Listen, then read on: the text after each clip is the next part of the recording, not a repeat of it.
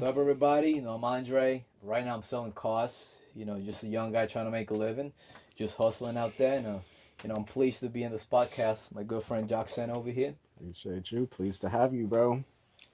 Always. Yes, sir, man. Yes, sir. Yeah, but shit. I've met so many people, bro. Even right now, literally, when was it? Yesterday morning, I think.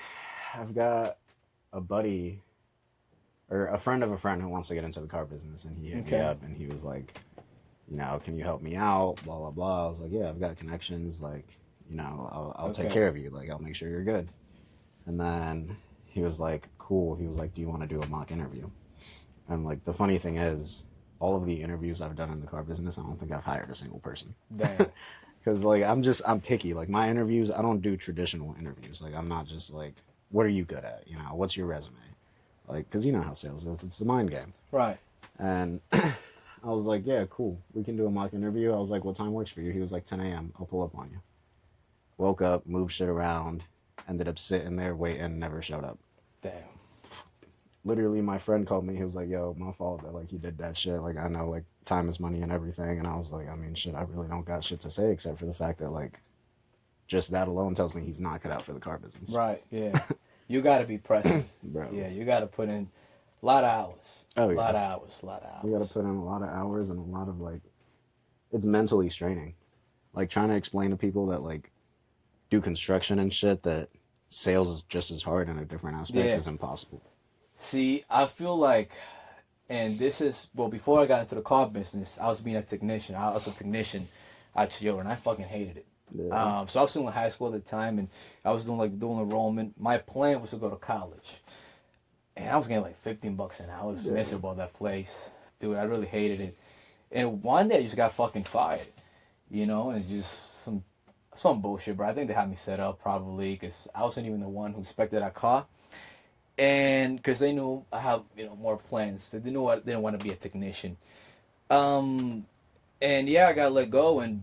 So for maybe about a month, I was just looking for jobs, and I was looking for I know some people that run T-Mobile, AT&T stores, so, some shit like that. Your commission, your salary plus your commission, 401k, your benefits, tuition reimbursement, and I was, I think I told you this. I was just driving around Gainesville, and I seen this thing on Indeed. Oh shit, looking for salespeople at a Mitsubishi store. I walk in there. And didn't really interview, just introduced myself, handed a resume, told the GSM kind of what I wanted to do, where I'm at, and he said, listen, I like your energy. He had to sit down with me, told me, this is what I expect from you. This is a car business. So he had a one-on-one, like, this is what you're committing to, you're choosing this lifestyle. I said, come see me Monday. I was like, fuck, I thought about it, and he's like, man, fuck it. I want to challenge. I want to challenge myself, bro. And showed up, got the job, and I'm hooked. I love it. Yeah, bro. It's like it's like a fucking mental rush. It's like I literally tell people like getting a sale in the car business is literally like it's like the same as a drug rush. It is the dopamine, the adrenaline. Yeah. No, literally the dopamine is the best part about it. Like, there is nothing like closing that deal. And it doesn't matter what you do. I've done so many different types of sales, and like nothing compares to that, like car sales, like close. See, and this is my first time actually working in sales because whatever sales experience I had is just like selling TVs to like Target. Yeah. But it doesn't really count because most people, they walk in there knowing they want to buy a TV. Yeah. And they kind of know what they want. Yeah, so it's just helping them pick out which one. Yeah, exactly. But, I've always been a social guy. I like to talk to people a lot, so I guess just based on my personality, I kind of eased into it a little bit more. But there's a lot to learn. There's a lot of shit to learn, and it's endless. Yeah. Sales is literally like when I got into sales, into car sales. The guy that trained me, he literally would always say like, it's like self knowledge. Like, it's free education. Yeah. Instead of paying a teacher, you're just, like, getting paid to learn. Yeah. Because, like, you're always learning something. Either about you, about your product, about the system, about money, or about your customer, but you're always learning something. Absolutely. Absolutely. And then, like you said, when he sat you down and had a one-on-one with you, like, you're choosing a lifestyle because it is a lifestyle. Yeah. Like, and a lot of people aren't cut out for it. Like, the amount of people that I had bitch about the way I, like, train salespeople in the way that I run things is insane. But every single one of them that like had it in them to keep going and keep putting in the work ended up fucking killing it. Because like I was one of those, like I literally used to look at people and be like, 100 texts, 50 calls a day. If you don't make them, don't even think about leaving. I don't care if your fucking schedule says 5 o'clock. You're staying here till close if it takes you that long to do it. Damn. But then the difference is like they would come in, do it, first 2 hours of the day, they're done making their contacts. Now they can sit there and watch the lot, pick up the phone. Yeah. Yeah, see, I get that, but I feel like some people kind of take shortcuts. Yeah. They just call that lead just to put a number out there. Yeah. No, they definitely do. Yeah, which is not necessarily wrong because you're gonna have days where you might want to watch the lot or try to catch a phone up, but you just always gotta try to manage whatever internet leads or whoever whatever customers or prospects you might have in the CRM. Yeah, and then more than anything to me it was just about getting the reps. Yeah. Like I did that, and I knew not all 50 phone calls were going to be productive. Yeah. But out of 50, maybe 20 of them are productive. Exactly. But if you only make 20, like maybe 2 are productive. You know, like it's just about reps. That's all it is. Like sales is all about reps. Yeah, it's a numbers game, bro. Like it's like the best analogy I was given is like flipping a coin. You flip a coin 10 times, you're not going to be 50-50. You might be like 70-30, 60-40. You're not going to be 50-50. Right. But you flip that coin 1,000 times, you're probably going to be like 49.8, 50.2. You know, like you're going to be damn near close to 50-50 the more you do it. That's a pretty good analogy. Yeah. So like I never thought of it that way. Yeah, like it's literally, it's a numbers game as far as odds. And the less you do it, the wider spread the odds are. It's kind of like taking a survey. If I ask 2 people, do you like bananas? Yeah. Like, and they both say no. I can't just be like, oh, everybody hates bananas. Because if I ask fucking 10,000 people, 9,000 of them are going to say they do. Right. But people give up way too easily. See, that's what I was going to ask you. You said all the interviews you had, you never hired anybody? Never. So why wouldn't you hire someone on the interviews? What's a common trait or what's a pattern that kept repeating itself? That you said, I don't want this guy working for me. Everybody, I don't want this guy on my team. Everybody sounded robotic. They sounded like they were giving me what I wanted to hear. Like, one of my most common questions was like, if I put you on the sales floor right now against my top producer, what are you going to do to outsell him? And every single time they would be like, oh, well, I would be here open to close and I would do exactly what you told me and I would make my phone calls and like, obviously, that's what I want to hear. That's just standard at every job. Like, what are you actually going to do? Like, critical thinking right now. You know nothing about the car business. If you're going to be good, you know about hustle. Yeah. So, like, what are you going to do differently? Or, like, every single time I would ask people, like, what's your why? Like, and the most memorable one for me, which, like, every other question I asked him, and I did hire him, actually, but he wasn't, like, an interview hire. It was more like, my friend was like, he wants a job. We went, hung out. I was like, yeah, come see me. Like, you're hired. We need people anyways. But I was like, what's your why? And he was like, dude, I have grown up my entire life struggling, and I just fucking refuse to live that way. Like, I refuse to live that way for the rest of my life. And everybody else that I asked would be like, because I love my mom and I want to be able to, like, buy her gifts. Like, that's too basic, bro. Yeah. I can go on Instagram and put a survey up on an Instagram story and, like, the dumbest people to watch it can tell me that. Yeah. Like, give me something that actually shows me that you have the motivation and the grind. Because it's not like every other job, bro. You don't just show up, do what you're told, and make money. And if you're not making money, like, I'm not making money. Yeah, exactly. Everyone eats. But, yeah, I see what you're saying. Yeah, because when I first got it, like, I was on edge. Like, I was like, fuck it. I've been, like, unemployed for, like, a month now. The fuck am I doing? I'm sitting at home all day and, got to make some money. And I was going broke because I was just, trying to pay bills and stuff and, just grabbing money from my savings, They're supposed to be your savings, right? Not, Yeah. But yeah, man, really thankful I kind of got into this business. It changed my life. Sales was for you, bro. The second I met you, like, I didn't even have to, like, meet you for real. I just, like, heard you talk. Yeah. And I was like, he's going to be a fucking killer in sales. And then I, like, looked at your shirt and I was like, there's no way he's working for the Shorties right now. Because it was at that first Wealth X event. Yeah. I remember I turned around to whoever I was talking to. Yeah. And I was like, he needs to do sales. And then I Yeah. like actually turned around and I saw you did, and I was like, that makes sense. Dude, and it was so random. I didn't even mean to. Well, I was at work, and my boy just called me and said, "Hey, I have a networking event later today. You down?" Fuck it, yeah, I'm down. Let's go. So yeah, after work, I met him and went over there. But yeah, it was a nice event. Yeah. I'm glad I attended. So gained a friend, you know. Yeah, I mean, no, networking, bro, is the most important thing you can do at our age. It really is. Any business. I mean, always, but especially at our age. Because right now is where you're building those connections that, like, 20 years from now, if this comes up, who am I going to call? Yeah. Like when I'm ready to buy a house, who am I going to call that I can actually trust to, like, make a decision that benefits both of us?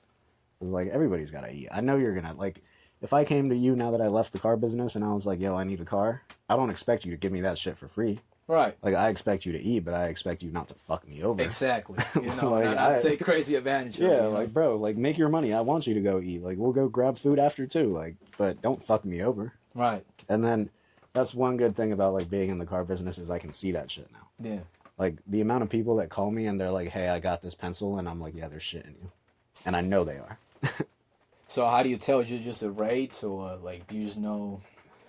It's just numbers. Like you can, once you like get to the point where you're the one in charge of like making the pencils and like, working with the banks and things like that. Right.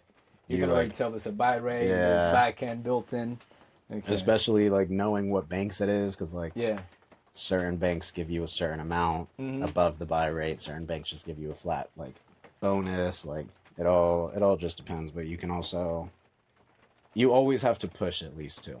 Yeah. Like, and it's always based on how they present it. If they give it to you and they're like, this is the best we can do, and it's first pencil, it's not the best they can do. Like, never, it's just not. Never. I'm always, every single time they're like, oh, well, they sent me this and they said it's the best I can do. I'm always like, ask them for $500 off their car, $500 more for your car, blah, blah, blah, blah, blah. I'm like, most of the time they're going to ask you to meet in the middle, call it a day. And then, like, they always do, and it always works. But it's just like, I know how to play the game. That is true. You got the insider information. Yeah. Like, no, I was joking about it. I was like, bro, I should start charging to, like, come with people as their boyfriend to buy cars. Dude, this is actually so funny. I was on Instagram Reels one day. It's a Spanish dude, right? All he does, he's like, calls like dealerships, like salespeople, starts negotiating, right? Yeah. So I guess he'll charge you like $1,000 to negotiate for you. Oh, I got, I dropped their payments by $100, and whatever. I got him a $10,000 discount or some shit like that, and then I was like, what the fuck, this guy actually ripping people off. And he said, if you want to get out of your negative equity, if you want to get rid of negative equity, all you need is a cosigner.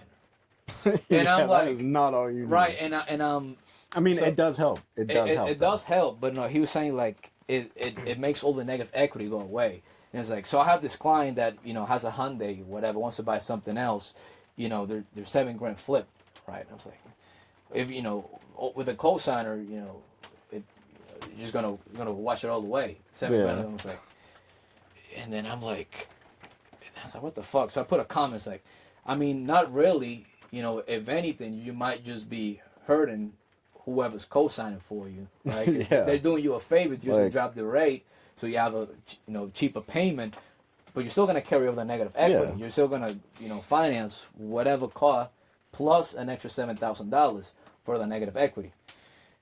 And the motherfucker blocked me. Bro, no, people do that shit all the time. And the motherfucker blocked me, and I was like, it's a grown ass man. You cannot be that petty, bro. Bro, I understand that's your business. I understand that's your business, and people think car salesmen or dealerships just want to rip everyone off. Bro, they think we are the worst fucking people ever. And not necessarily, because most of the time I'm not really trying to rip people off. Yeah, we're really not. I mean, it's just if my car's priced at $25,000, and it's already on the market value, but I own it for $20,000, because I'm a dealership, and we got our ways to get a car that cheap. Yeah. I'm still selling you a car on the market value. Now, could I discount it an extra, $2,000? Yeah, but shit, we gotta eat. It's a business. Yeah. It's not ripping you off necessarily. Yeah, and you're now, like, if I'm selling you a 2010 Camry for $30,000, then yeah, at that point I am ripping you off. Yeah. But yeah, it's some funny shit, man. You know, Now that guy, he's the worst of the worst. He's the Bro, worst. yeah, He's making us freaking- seem like we're some fucking assholes. You're just fucking scammers, but you're the one actually scamming people. No, literally, bro. Yeah. No, but people like that's probably the first thing I was told when I started selling cars is Yeah. like, you're the enemy. Yeah. Immediately off the rip, you're the enemy. yeah. Like off the rip, people do not want to talk to you. People they do not don't. want to deal with Yeah, you they don't. because they have this like fucked up image in their head. Like They do. and it was worse for me because of the way that I sell. Like I'm not like I'm gonna kiss the customer's ass kind of salesperson, and that's how most people get trained to sell. Like they really do, and I hate to see it, but that's just not how I am. Right. Like I'm more like I'm gonna make you realize how stupid you sound. Like I love when I have a car. Let's just say the car is at like 25 grand, and somebody's like, "Oh, I want it for 20 grand out the door." Instead of sitting there and being like trying to negotiate with them, I'm all, like my first immediate reaction is, so you want me to give you $5,000, pay your taxes, pay your fees, and then give you money on top of that? Like, where does that make sense? Where did you come to that conclusion? Yeah. And then they always like get stuck on their words. Yeah, because they just think we can just make it happen. Yeah, like Yeah. you're asking me not just to give you $5,000, but pay your taxes, pay your fees. Oh yeah, yeah.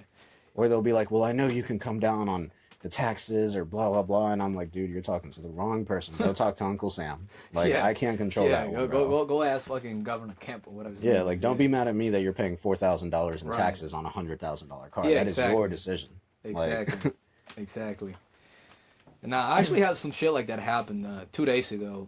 Guys wants to buy, fully loaded, 3,500 Laramie, It's almost, MSRP was 96, and he's like, well, I kind of want to be at 90 grand or less out the door.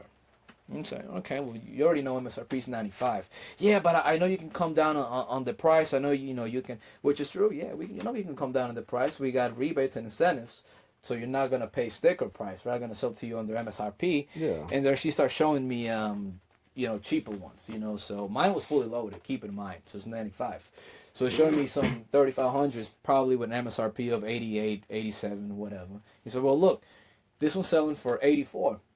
So I know you can sell it to me for 84. You can beat the price. And I'm like, well, listen, MSRP is 87, and they do have some rebates. So that's why you see in that price in there, 84. And that's considering you might qualify for all the incentives they got. But let's do some quick math. You know what Georgia, Georgia taxes, 7%. Okay, so take 84 grand, times 7%. Okay, 5,500, 5,600. Okay, add that, to whatever, the 84 sales price. Where you at? Oh, I'm at 91. You still gotta Yeah. pay, fees, registration, and all that shit. So Literally. what are you coming up? So yeah, so he sat there and was like, God damn, I'm kind of sound like a retard. Yeah. No, my favorite thing, whenever, like I said, I'm a dickhead salesperson. And, like, it's not that I'm a dickhead. It's just, like, I don't have time to have stupid conversation because it's a waste of my time. Like, time is money in sales. I agree. Like, somebody came to me like that, I'd be like, well, if you really wanted it at that price, you would have gone there. Yeah. Like, you wouldn't even bother talking to me. You would have, like, looked at me, and left. So, like, the issue isn't the price. Like, what is the actual issue? Right. And the amount of times I'll look at a customer and I'll be like, do you just want to feel like you're winning in this deal? And they'll always be like, yeah, I do. And I'll be like, okay, cool. I'll give you $500. That's it. That's all I got. Because, like, that's what it is most of the time. They want to feel like they're winning. Ultimately, yeah, that's all it is. Like, You wanna I feel have, like that. Yeah. bro, I have had deals where I literally knock my price down $1 more so they feel like they're winning. Yeah. And every single time they're like fucking happy as hell. We just spent 2 hours arguing and all it took was $1. Oh yeah. Just so you can go home and tell your wife that you out negotiated me. Yeah. Like, I guess it's also a pride thing, especially for guys. yeah, no, it definitely is. Yeah. But it's like I hate that shit. Yeah, it is funny. Yeah, I'm kind of similar to you, that way. Sometimes you got to be. I go straight to the point, right? I don't. I'm really honest, and some people say I come off too aggressive or whatever, but listen, I'm just not gonna lie to you, and and try to, make it sound pretty when it's not, But I think for me, it's just trying to let him know, like, I'm just a person, just like you. Yeah, no, that's you can be my friend or you can be my enemy. Like, I'm a nice guy, but ultimately you get to choose. yeah.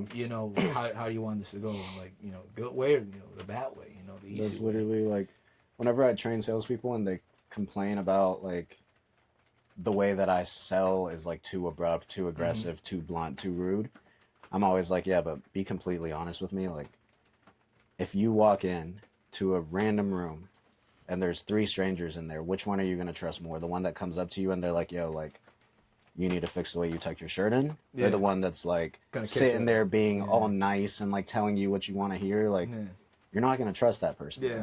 And it's the same way in sales. I tell the customers that too. Like, they're always like, well, I don't like the way you're talking to me. Yeah. And I'm like, well, if I was sitting here telling you exactly what you wanted to hear, that's when you should be worrying. I'm talking to you like you're just a regular human. Exactly. It needs to be just a conversation. Just like just a sit down. Like, you're literally, I tell customers that all the time. Like, you're just a regular human. You just happen to come into where I make money. Right. But, like, you're no different than my coworkers. That's it. That's the truth. I'm just trying to help you, bro. That's the truth. I'm not trying to fuck you over. I'm just trying to help you, like, actually. Yeah, and it really is. At the end of the day is, you know, you're just the middle person between the dealership, your sales manager, and the customer. So if anything, you wanna be nice to me, you should be kissing my ass. Yeah. Because, you know, if you want a discount, I'm gonna be the one that goes out there and beg them to discount the car for you. You know, because you wanna, if you're here, you obviously want to buy the car. Yeah. You want to buy it for the best possible price. That's when I come in. Yeah. Now a lot of people get greedy and they won't. It's okay. You got to make money. Yeah. But it is funny. It is funny because people just sometimes they think, you know, we just own these, like we just get these cars for free. Right? Yeah. And no, literally. We just put fictional numbers in there, you know, and it's just like. And it's like, well, you're gonna be rich because I'm buying a $50,000 car. Man, if I told you that we spent 5 hours and I might be making $150 if you buy this car, after I pay taxes, probably like $70. Literally, so yeah, bro. You did waste 5 hours of my day just for me to take home $75. Literally, bro. Do you feel like you won? And I probably shouldn't be telling you this. If my managers hear me or owners, whatever, they might get mad. But I'm just being straight up honest with you, man. You know, you can walk out of here anytime you want, take it or leave it. You know, $75 is not gonna make me poor, not gonna make me rich. Yeah. Literally, bro, I'm the same way. Like, I literally used to look at them and be like, dude, we do not get paid off how much the car costs. We get paid off how much we make. Yeah. Like, you'd be sick if I told you we're $7,000 negative in this car. Exactly. Yeah. If the dealership isn't making money, do you think I'm going to make money? Yeah, hell no. Like, hell no. Bro. No, but you're right about that. I used to tell, like, people that all the time. Is like, every time people were like, oh, well, I tried to ask the customer this, and, like, they're being standoffish. They don't want to give me that information. Yeah. I'm always like, go back out there and tell them that if they want you to help them, they have to help you. Like, exactly. Your job, you're the middleman. You. Yeah. You're not just my salesperson. You're their salesperson too. Like, you're negotiating for me to them, and then you're supposed to negotiate for them to me. Exactly. Like, I don't want to go out there and talk to them. That's exactly how it works. Literally, like. See, and that's what I love of the car business. Because there's always negotiating involved. There's always a back and forth. And, like, you're always, like, on edge, right? Because at any given moment, they can just walk out. Yeah. Yeah, they can just like, man, fuck you, and walk out. Right? So you just got to keep it engaged, keep it entertained. And, you know, you're just chasing that. It's that adrenaline you have. Like, you want to just sign, and you get your commission. Yeah, it's nothing like it. So. No, that's the literal reason I got into a seat where I was loading and desking deals. Yeah. Is because I got to the point where, like, I just knew what I was doing to the point where I wouldn't even come in there and negotiate with the sales managers. Like, I would just be like, here's the conclusion we came to. I know we can do it. Just get it done for me. It benefits us. It benefits them. Give me the pencil. Right. And they'd always be like, how do you know we can do it? And I'd be like, okay, well, you take this here, do that, change this, change the buy rate, drop it by 1. We're still going to get a flat. You add gap and warranty. Payment stays the same, blah, blah, blah, blah, blah, blah, blah. And then eventually they were like, dude, like, there's not much difference between, like, you doing this yourself. Yeah. And then eventually I got into a seat. Yeah. But, like, salespeople don't understand that. Yeah. Salespeople are too scared to, like, take the initiative. Yeah. But that's why I, like, as soon as I met you, I was like, yeah, this is somebody I want to be connected with. Yeah. Because, like, immediately, like, you pick up mindset, like, game, respect, game. Exactly. And, like, immediately I was like, yeah, he's got the mindset. Like, that's somebody you want to keep around. Yeah. And, you know, you just got to be humble. And there's always going to be someone who knows more than you. So there's going to be someone who's better than you. Why not learn from them? Yeah. Why not learn from them? If you don't know something, just sound like a jerk off. You know, you just say, I don't know. Teach me. Tell me. How does it work? And, it also helped. But you also have a lot of managers that don't want you to know what they know. Yeah, because they get scared. If you get better, you take their position. Exactly. Like, that's the thing about sales is nothing is promised. Nothing is promised. You could be a manager and 2 weeks later get replaced. Yeah. And it's happened. I've seen it happen. Like, Oh, yeah. I mean, shit. I had to be part of a decision of firing the same people that trained me when I got into the car business. Damn. Like, the same people that I used to walk up to and be like, oh, like, what does this mean on a pencil? Mm-hmm. Had to fire them. Because, like, Damn. and, like, it sucks. And they were like, oh, like, you've got this stuck-up attitude. And I'm like, bro, you've been doing this shit for 20 years. Yeah. There's no reason I should be looking at you right now asking you why I should keep you. Right. No reason. At all? At all. Like, you've been doing this shit 20 years, bro. Do not come at me with that lousy-ass attitude. Like, you should have worked harder. And then it'd be the other way around. Yeah. Like, you trained me, so you know I've only been doing this shit for a year and a half. Why am I in a seat and you're not? That's real. Yeah, like... and that's real. Like, literally, first person that I had to have that conversation with that I worked with was around, like, March, maybe? February of 2025. Mm-hmm. I got into the car business October 1st of 2023. So it's, like, literally, like, a year and a couple months. Right. That's all it took me. And that's pretty quick. Yeah. You know, to get a seat only a year and a half into the car business, that's pretty damn good. Yeah. I tell people that all the time. They're always like, oh, I want to get into the car business. Like, I see what you did, blah, blah, blah. I'm like, bro, I cannot name too many people that, like, got to a GMC in a year and a half. Yeah. Like, I was in the business for a year and a half. It's unheard of. Most, the managers that I've met, it took them at least 5 to 10 years. Yeah, it takes a minute, bro. 5 it really years does. Just to get, at least 3 to 5 just to get into the finance. And then just add another 2 to 3 in there, just like they can get to know the banks, the programs, kind of how structured deals, and then they get to see. But I always ask questions. Exactly. That's also why I got there. It's like, I never was the salesperson that was like, cool, this is what you told me, I'm just going to go regurgitate the same thing. You want to know why. Yeah, I was always like, why? Why? How do you get there? What are you doing? Yeah, or they'd be like, oh, we can't get to that number. And I'd be like, yeah, but why? Like, why can we not? Like, it shows that we're making this much gross. And then they'd be like, oh, but, like, you're not looking at the bank fee. Yes. Or, like, whatever it is. Like, I understood the small stuff. See, and when I first started, like, I didn't know jack shit. Yeah. So what I love to do, and, you know, the GSM I had, the guy who hired me, you know, he's fucking amazing what he does. Like, finance managers, you know, he's one of the best finance managers, and then, you know, of course, he's pretty good desking as well. And I just sit behind him, right, you know, next to him, and I just be looking at everything he's doing. They start asking questions. And at some point, it's like, man, get the fuck out of here, you know. You gotta let me work, you know. Go to the other side. Go to the side of the screen. But then you're also gonna have managers that don't want you to see what they're doing, why they're moving around. And I kind of get it from your position. You know, like a sales manager, you want to hold as much gross as you can. Yeah. If you send a salesperson out there, you know, knowing they have 7, 8 grand in gross, you know, in room, you know, for them to negotiate, more than likely to get all the shit away. In order just to close the deal. Yeah. So a lot of managers don't tell them that. But for me, it was just more like, yeah, man, fuck it. You know, even if I got to lose $1,000, that's $250. Yeah. I'm just fucking wasting. I feel like I'm losing money. That was and that's exactly like that mindset is what's going to get you to a manager. Yes. That's the same thing that everybody always told me. Like, when I was a salesperson, I was the only person that the managers were always okay. Like, if I was like, how much are we making? They'd be like, this is how much. And then if somebody else walked in, they'd be like, oh, but you always tell Jock and you never tell me. Yeah. And they're like, yeah, because Jock wants to know so he knows how hard to push. Yes. Because that's how I do it. Yes. If I don't know what I'm making and the customer's like, oh, give me $500, I'm going to walk in there and be like, can we give him $500? But if I know this is a $5,000 deal and they're like, oh, give me $500, I'm going to be like, nope, we're all in. Like, I know how much I'm making. I'm not bringing my commission down from $1,000 to $700. Exactly. Like, I'm just not. Exactly. But if I don't know, like, for all I know, it's a flat. Like, if I don't know that, in my head, we're losing money. Yeah. And if we lose more money, I'm going to still make the same amount of money. Exactly. So. Yeah, but... that's funny, man. That's funny. having this conversation though is crazy because we never got to work together, right? The car business, Yeah. but we have a pretty similar mindset, Yeah. you know. So That's why Casey liked you, because like yeah, he literally said that. He was like, "Yeah, bro." He was like, "It's like talking to you in a different font."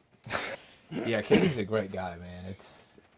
I like working over there, and I can tell he knows a lot. Yeah. I can tell, he knows the ins and outs. Yeah. No, he's good at what he does. He really I can is. tell he knows the ins and outs, and that motherfucker knows how to hold grows. And, Oh, yeah. And he'll come up and he's like, "Hey man, listen, I throw this car in trade. If you can sell it to this price or whatever price above this, you're gonna be making at least $5,000." Yeah. And I'm like, "Fuck, $5,000 well for one car? You better sell this motherfucker right now." Yeah, bro. And at that point, then you find your ways. Yeah. Then you find your ways. And then I had him fix the market. And, it's funny because it was one truck. It's an F-250 diesel. And I priced it, whatever, just throw a number out there. And Yeah. I was probably going to make at least $3,000 to $4,000 on that one. And the guy went to this and was like, "Hey, man, I can't discount it no more." And he was like, "Man, you're a piece of shit." And I was like, "What the fuck's wrong with you, man?" It's like I know because I was over there, 2 days ago with my friend. He traded in. I know exactly how much you guys pay for it. And it's like, yeah, but you got to understand, we got to clean it up. We got to run it through service. So my cost of ownership went up. And it's like, and then he showed me the picture of the pencil, the paperwork. And it's like, there's no way you pay your detail guy $3,000 just to clean it up.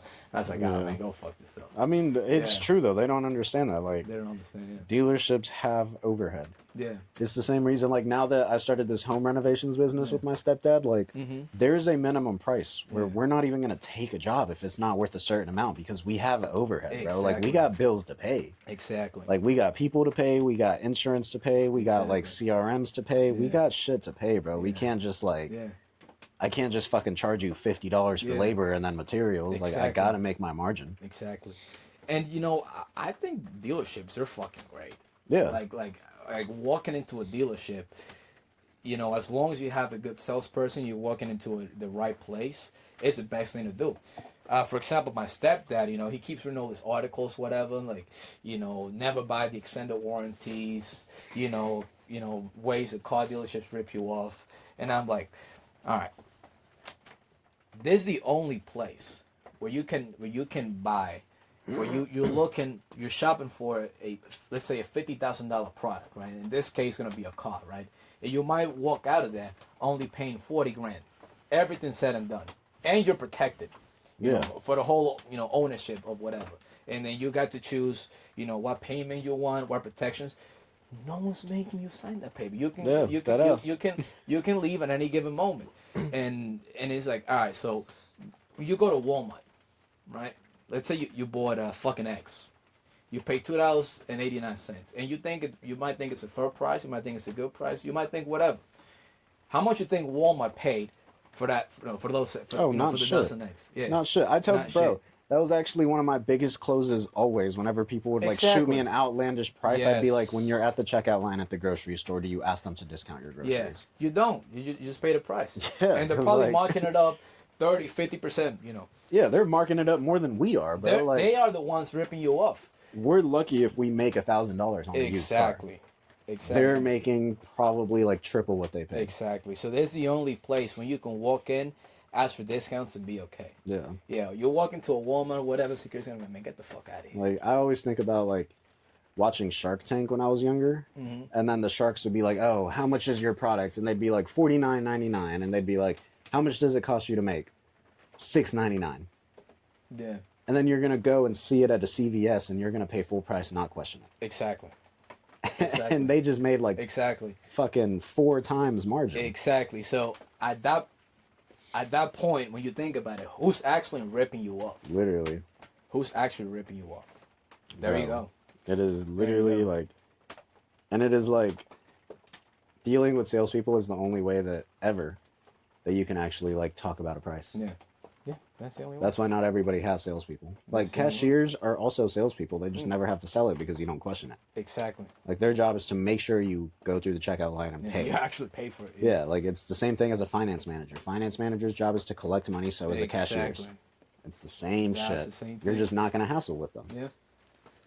But, I mean, honestly, and it's kind of funny because I'm also that way. Like every single time somebody goes into a dealership and they're like, "Oh, should I get the warranty? Should I get this? Should I get that?" I'm always like, "Fuck no."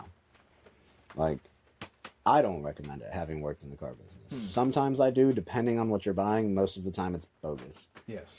Like, you're gonna go buy a brand new, or you're gonna buy a used car, and then you're gonna put $5,000 in a fucking like limited warranty, but your car had $20,000, 20,000 miles on it. Right. What are the odds? If you don't get the warranty, you're probably not gonna spend $5,000 in the next 4 years on service. Fixing it, like, you're gonna do your brakes maybe once in that time. Yes. You're gonna do an oil change 4 or 5 times a year. Like, you're spending maybe $3,000. You save 2 if you don't get it. Yes.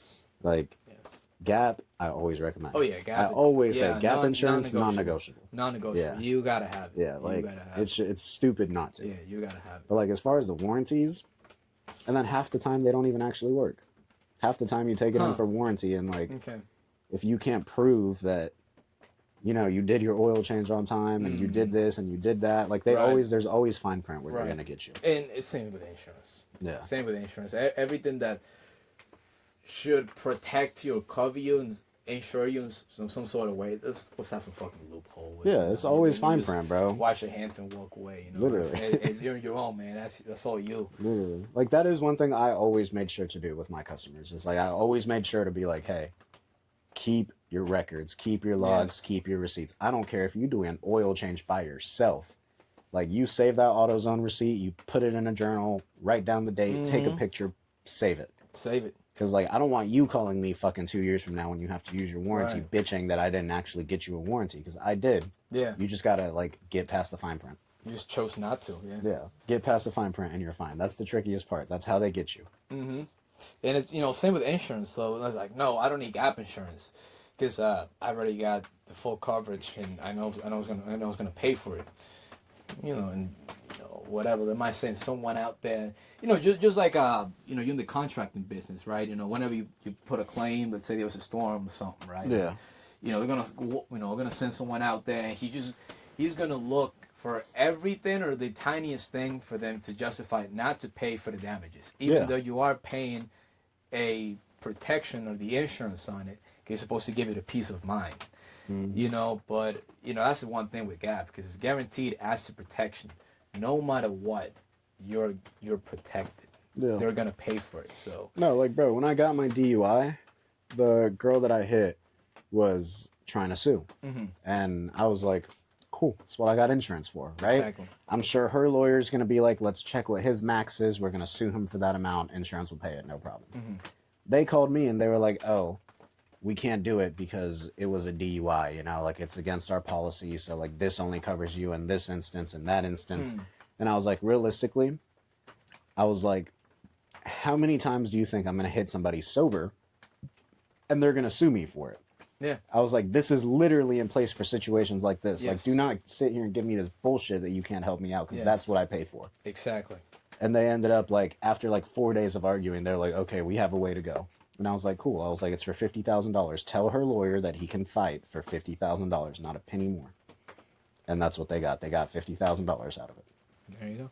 But like, they wanted to sit here and come at me with some fine print shit. Yeah. I was like, dude, I'm in the car business. I know all about the fine print. Like, and I also know there's always a way around it. So do not sit here and bullshit, man. Yeah, man. So when you think about it, all you watching at home, we're not actually the bad guys. If anything, you want to have a friend in the car business, you know. Literally. It's like me, he's retired, you know. You can come to me, you know. I'll get you a good deal. But yeah, man, it's like everything out there. It's just the, I guess just the media and I guess just the 70s, 80s from what I've heard.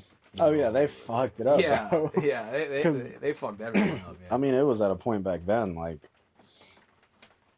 I mean, even like before COVID, it was insane, bro. I was just about to bring that like up. Before COVID, if you're, bro, you had 15 cars, you said you have 14 out right now? Yeah, 14 out. Before COVID, you got 14 cars out, you're making 15 grand. Get the fuck out of here. Or more. Bro, no way. Really? Especially at Kia stores, dude. At Kia stores, salespeople were making 20, 30, 40 grand a month.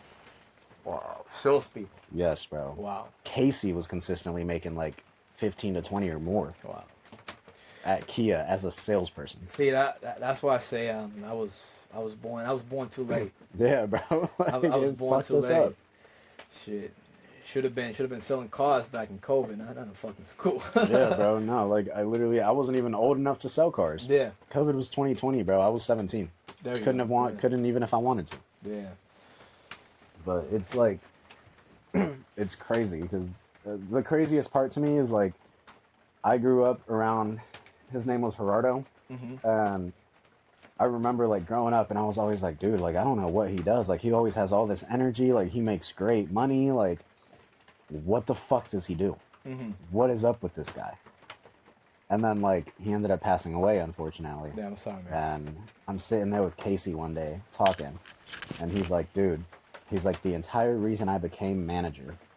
And he went on this like whole story and like started talking about like his buddy that had passed away.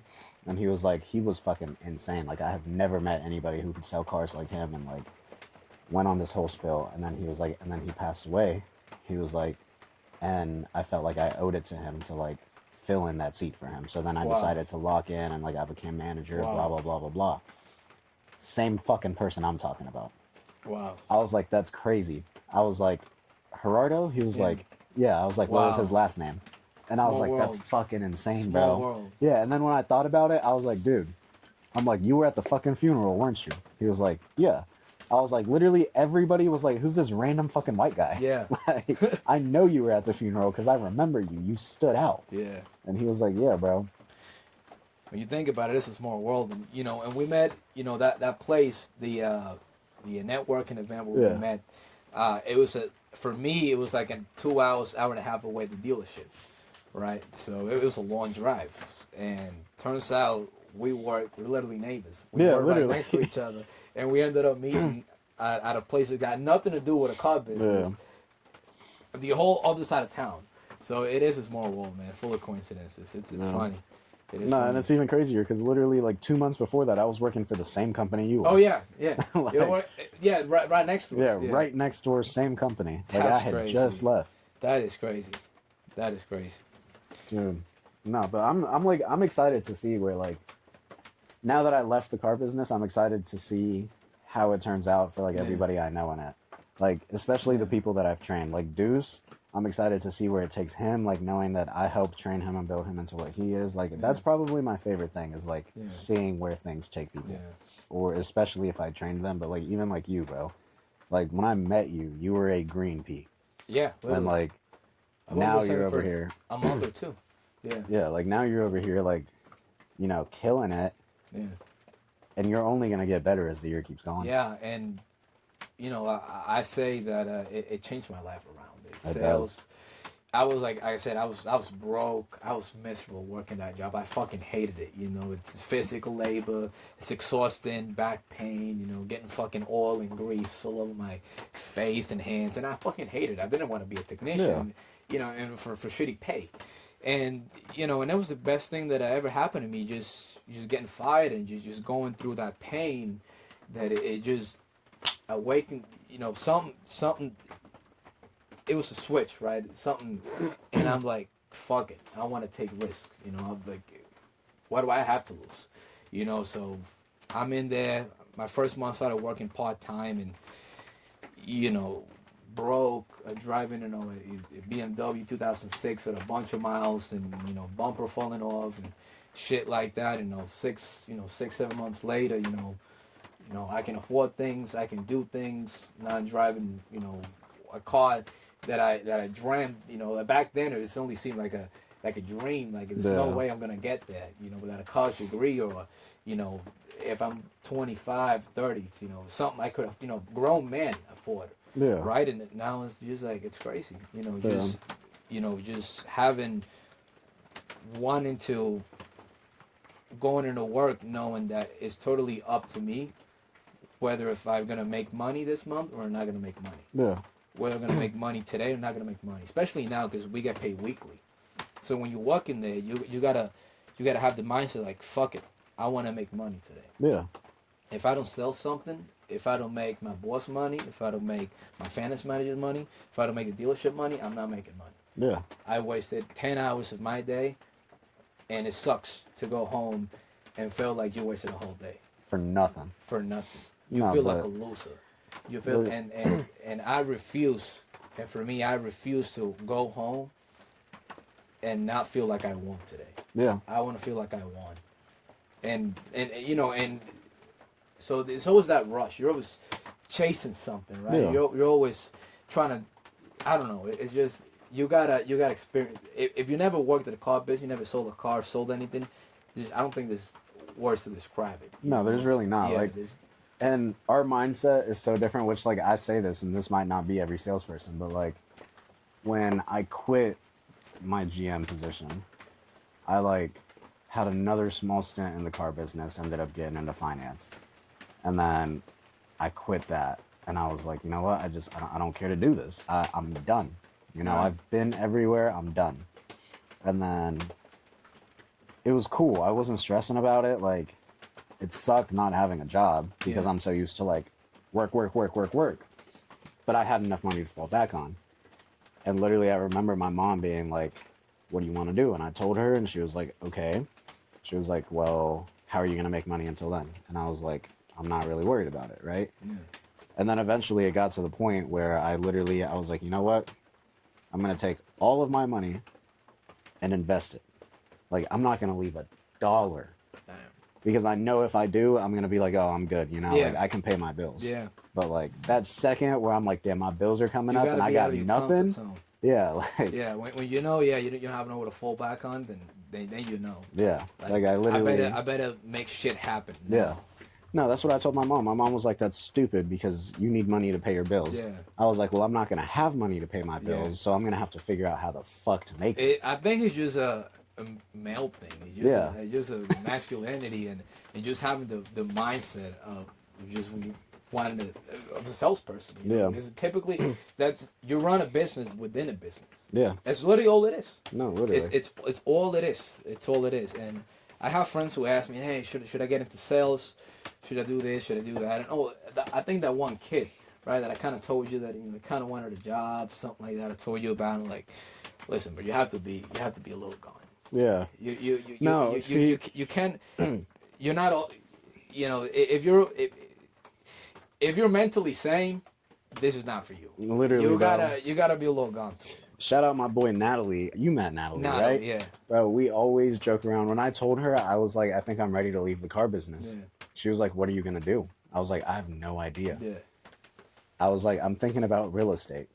And she was like, my boy, she was like, you are too fucking sick in the head for real estate. Yes. And we started laughing, and I was Yes. like, I mean, you're right. I was like, I was totally joking. I Yes. was not thinking about real Yes. estate at all. I was like, but, you know, like, Yeah. maybe. But, like, literally, it's so funny, but we all know this. Like, Yeah. to be in, like, quick turnaround sales, like, you Yes. got to be fucked up in the head, bro. Yeah, you gotta be Like, fucked up in the head. And that's Yeah. literally, that was the problem, is, like, real estate just doesn't itch that because Yeah, it's like a exactly. 6-month sales cycle. Mhm. Like, you're dealing with these people for 3 to 6 months. Yeah. And like car sales, insurance sales, high ticket sales, like all of this stuff, it's like, Yes. you know, like you close one in 2 hours, onto the next, onto the next, onto the next. Yeah. And it's like, it's not the same world, Yeah. bro. It just, because you sell a house, it's like, fuck, I just made 10, 15 grand. Now I can just kind of chill. Yeah. And I have a boy who's just like that, and he'll chill, and then he's like, fuck, like this month, I've only sold one car, and he's on edge. He's like, I've only sold one. One house.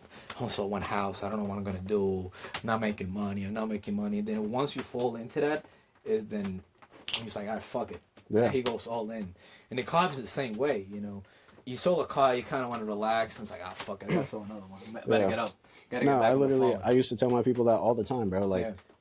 I used to fucking grind it into their fucking heads. I do not care if you've sold 3 fucking cars today. So That is no excuse for going home or not even trying. Like, Yes. the best time to sell a car is right after you just sold one. Exactly. Because like you got the momentum, you've got the momentum. like adrenaline, like Yeah. you've got the dopamine, like it is the best fucking time right And now. dude, this is a quote that stuck with me heavy. I do martial arts, and you know I'm a big UFC fan. And Conor McGregor said this: if you sleep on a win, you're gonna wake up with a lose, something Yeah. like that. And it's true. Yeah. And it's true, and it is. You know, it applies to martial arts, sales, your own business. your family, your social, it applies to everything. Yeah. If you get too comfortable and you feel like you've done enough, sooner or later you're gonna wake up with a loose. Yeah. And No, and I know exactly which quote you're talking about because Yeah. I literally applied it into all of my training. Yes. Like every single time I train people, I added my own twist to it. But I would always tell people like you have to be insane to get where you want to get. Yes. And the most normal thing you can do is sleep. And sleeping isn't always like in bed resting with your eyes closed. Sometimes sleeping is just sitting around on your phone. Like you have to be insane, and if you go do the normal thing, which is sleep, you're already falling behind. Yes. Like you're already gonna wake up behind somebody else because Yes. the person that is crazier than you Yes.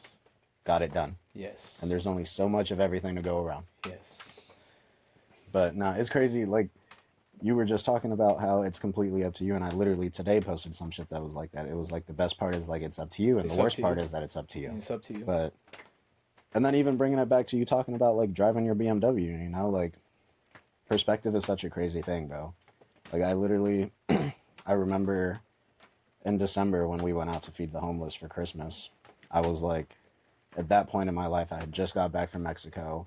It was right when I was like, you know what? I know I just quit the car business. I'm doing this life insurance stuff. I'm going to like try to start this home renovations business with my stepdad. I was kind of like, in a way, I was stable, but I was also so unstable because it was Right. like so much change all at Yes. once that I was like, the self-doubt was getting to me. And I mean, I try to feed the homeless every year around Christmas and New Year's. And I That's remember great, bro. there was one that like, he sat there and he was like, the entire time he was there talking to us and like, he was hella cool peoples. And like, he humbled me about it. Cause I was sitting there like, in my head, I'm over here like, dude, I'm like worthless right now. Yeah. Like, I have so much going on and like so much instability and like, sure, I can say that I'm doing my own shit, but like, what do I really have to show for it right now? Like it's startup, I'm just transitioning. And I remember him literally looking at me and like, my mom was there and he was like, dude, he was like, it's crazy. He was like, look at me. He was like, you're driving a grown man truck. He was like, it's a fucking Laramie. Like you're driving something that somebody my age should be driving. Yes. And I'm sitting here getting food for free from you because I can't afford it. Yeah. He was like, and you're sitting here like dressed well, you speak well. He was like, and here I am all dirty and like sounding like I fucking sleep in the streets. He was like, which I do. But like, he like went on this whole spill. And I literally like, I remember looking at him and I was like, dude, like, you don't know how much I needed to hear that right now. Like, as much as you appreciate this, like, and he got so many plates of food. He got like 3. He was there with us for like, 3 hours with us, hanging out, talking.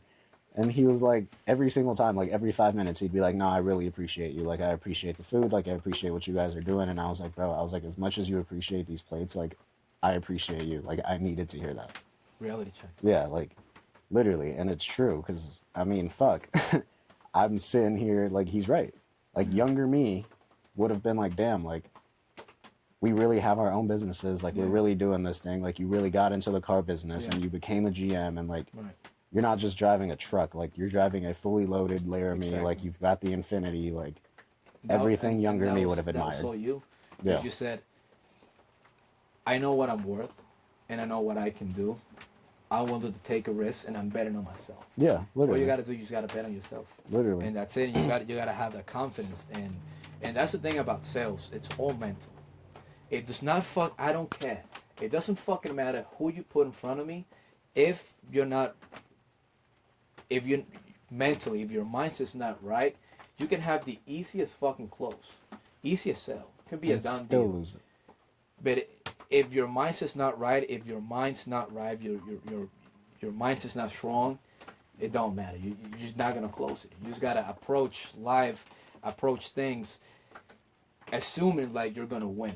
Yeah. Right. Assuming you're gonna win. If you don't try, your odds of like flipping the coin. Right. We were just talking about it. Right. If you don't try, it's 100% guaranteed. It's 100%, failure, percentage, whatever, right? If you try, it might be 50-50. It might be 70-30. It might be 99% failure, 1% chance you're going to get that, so you're going to win. But so I'd rather take the 1% against the 100% that because I didn't even try. Yeah. I couldn't grab my balls and go out there, and face things. Literally, bro. And you know, and I think I can do better than just car business. I love it. My goal is, and you know, I told you this, you know, multiple times, just kind of get into management. Of course, you're gonna make more money. It's more stable. And then I want to start my own thing. Kind of what you're doing. Exactly what you're doing. You know, and I know people that, you know, once, you know, kind of wants to get into finance or a desk, you know, it's a guarantee plus your commission. You can just still do your things, but you're not constantly chasing a deal or chasing customers or prospecting. Now you can just kind of, things come to you. Yeah. Things come to you, and it kind of gives you that peace of mind, or just kind of allows you, gives you the opportunity to have some more extra time for yourself. Then you can just start trading, right? I know all these finance men start trading, or they start investing in real estate, networking. That's why it's super important, right? If you know, if you got all this money, then now you can invest and you have more safety or financial security, right? Where you know, where you can just, you know, pay somebody to manage your money, kind of like Casey, right? You know, because, you know, I kind of talked to you a little bit. I had a little idea, you know, opening up a shop and hiring a couple friends and just see if it works. And you say, you know, Casey, you know, kind of wanted to do that, but what's keeping him is, you know, he's got the kids and bills, so he needs to have a salary plus whatever commissions that, you know, keeps him going. But you know, I'm very ambitious. I'm very ambitious, and you know, I came to this country, you know, with $25 in my pocket, me and my mom, just the two of us, and just a book bag with, you know, a laptop and a few documents, and $25, and that's it. And you know, I'm very grateful I'm here, and I want to make the best out of it. And you know, I'm willing to take risks, you know, because what do I got to lose? Where did I come from? Yeah. I can't lose anything, you know. Where I'm at, I'm already winning. I'm a huge win, but I feel like I can do more.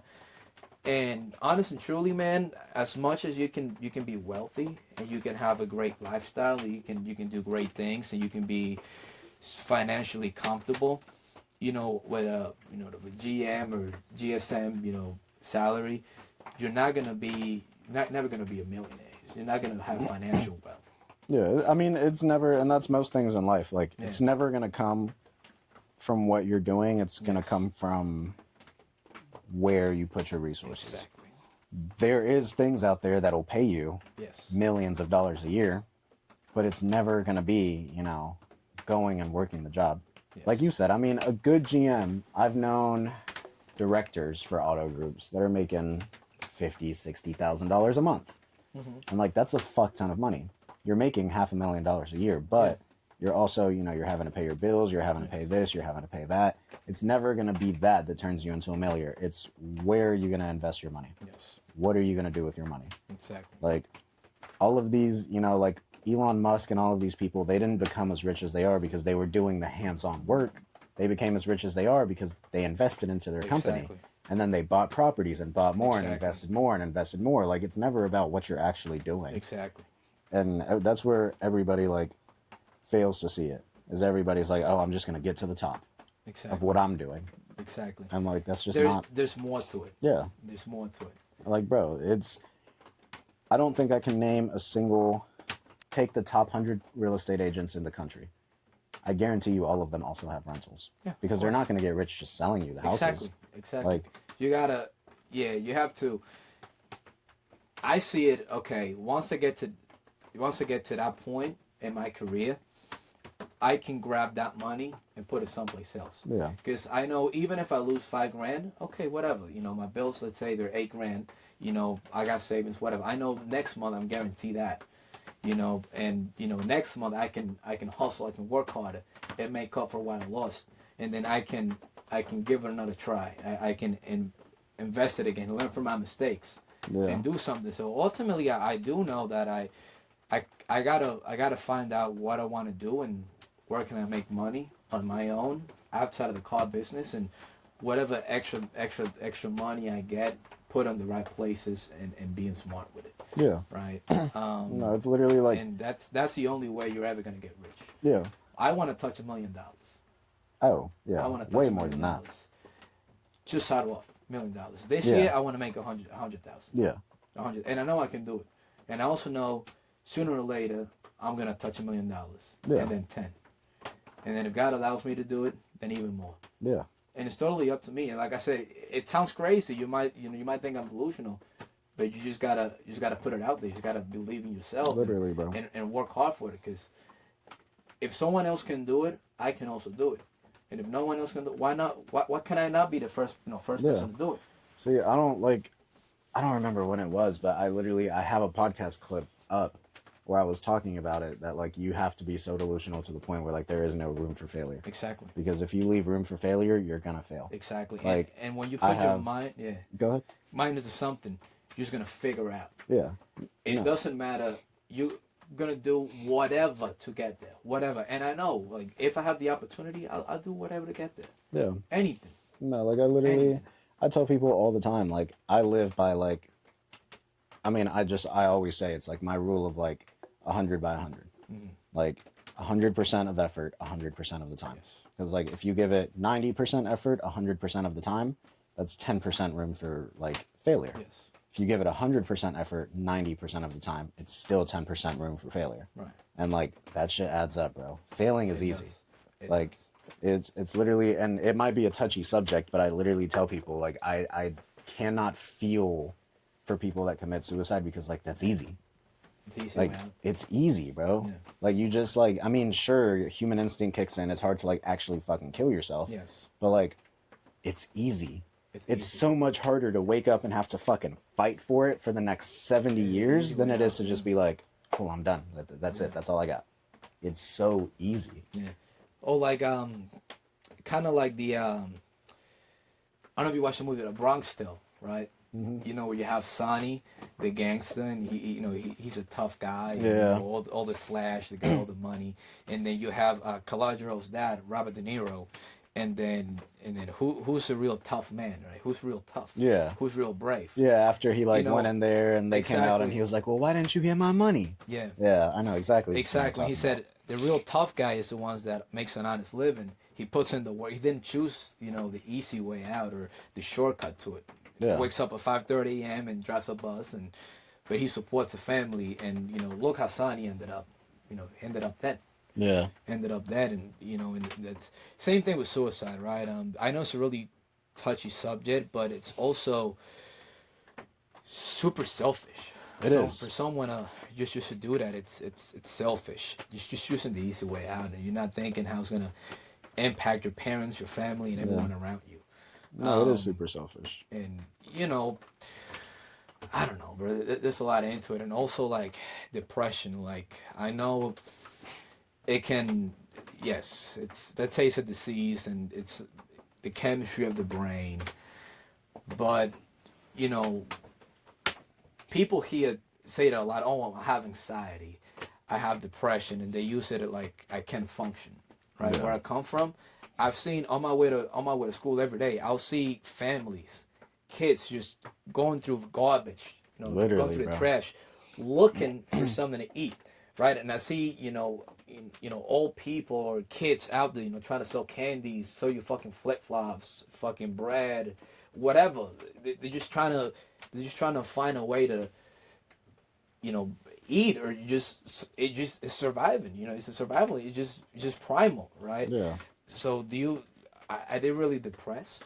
Yeah. I don't know. I mean, they're fucking hungry, but I don't know if they sit at home. It's like, I guess we're gonna sit here and starve to death and not do anything. So I'm fucking Yeah, literally, bro. It's not the case. Like, it's really not. And I say that people hate me for it, but I do not believe in mental illness, and that is coming from somebody like. And the older I get, the easier it is to admit it, like, publicly. But, like, I used to struggle with mental illness, like, bad. Like, I used to sit there and fucking, like, I've had the fucking suicidal thoughts. I've been that bitch in my life.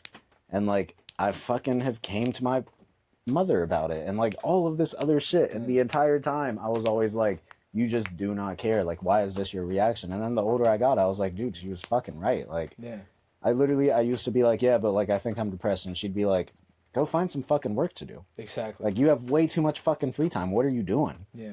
And I'd always be like, oh, like, she just doesn't care. See, but, like, she's right, bro. Yes. Like, you have way too much time to think about useless shit. Yes. And, my mom's a psychiatrist, so she of course, she believes in all that stuff. And sometimes we have small arguments. And I have this one family member, and, he's a great kid, and I love him. He's like a brother to me, right?